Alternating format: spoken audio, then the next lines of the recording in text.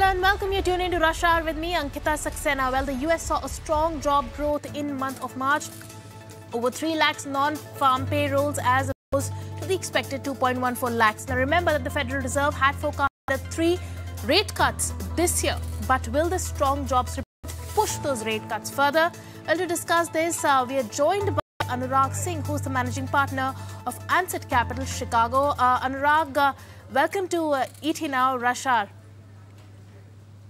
Anurag, the jobs data has come in hotter than expected. Also, the unemployment rate has also, ticked down as opposed to what we were expecting. How is this likely to impact the rate cut and the dovish stance that the Fed had given? So, Ankita, let's look at the data today in perspective. I understand the job gains have been hotter than expected. They are 300,000 plus versus the expectation of 200,000. Normal run rate, which is pre-pandemic, is about 80,000 to 90,000 per month. Now, there is a section of economists that believe that this is happening because of huge immigration that is happening to US. But that aside, I think look at the other section of the report today, which says, one, the labor force participation has gone up from 62.5% to 62.7%. That's a good sign. Second is that the wage growth has not been that significant. In fact, it has dropped a bit. So it has dropped from 4.3% to 4.1%. So together, I think if we look, it is fine. If the economy is creating more jobs, but if the labor force participation number improves and there is no significant wage growth, I think that's commensurate with what Fed would like to see. Unemployment was 3.9, now it's 3.8. That's not a bad number as well, but that has been inching upwards despite immigration. So I think if we look at all these numbers in totality, Ankita, the sign is that economy inflation is cooling down. It can't be a straight line downwards, right? So there will be a bump, a couple of bumps in between. But as long as its trajectory is down, I think that's not a concern for worry. We can discuss Fed rate cuts, I think, if you want to go details into that. Right, Anurag, you say it's a temporary bump, and there will be many along the way. There is no straight line going down. So this one we will take this as a temporary blip, if you will. But how is this likely to affect the markets that were penciling in rate cuts and a rather dovish stance? Now we also see the bond yields ticking up. Have markets turned cautious? Yeah. So those are two things to unpack here. So one, I see today's number as a good number. But I think ever since we've got the inflation data, those are kind of, from Jan, Feb and March, those are a little bit of a stagnation in the way it was falling. It's not falling as fast. It has kind of stagnated a bit. And that's the only limited point I'm making here.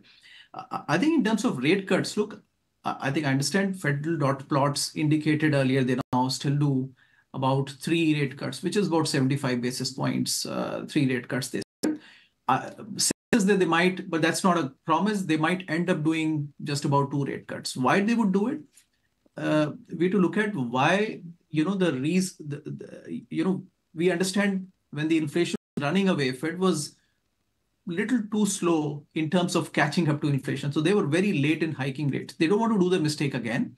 So they are being little proactive. And that's what, Chair Powell means when he repeatedly says that we don't want to wait for inflation to come to 2% before we start dropping rates. So they can still give about 25 basis point cuts this year. So that's about the rate cuts. In terms of markets and 10-year yield, Ankita, we all need to understand that we came from a zero interest rate FOMC regime, and I think that has been in vogue pretty much after 2008, apart from a bit of a rise in 2019 to 1.5%. Now we are going back there.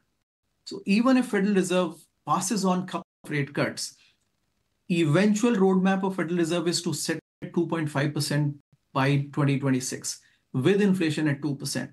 Now, with that being said, that the 2-year might prevail at 3.5%. I'm talking 2 years ahead.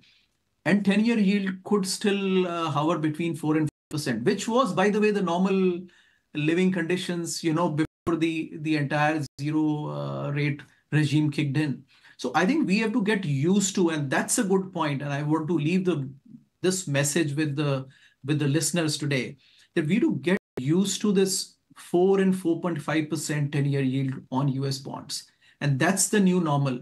Is it as good as zero? No, it's not. And that's why the supply of money would be little constrained than it was before, right? But remember, that was an emergency measure. We are not in an emergency at all, especially in the United States, and certainly not in India as well, right? So what is the need to rate cuts, cut the rates in a hurry when the economy doesn't need it? Absolutely, Anurag. So between 4 to 5% on the Treasury yields is the new normal, is what you're saying, and people should it's time about people got normal with it. But thank you so much for joining us today.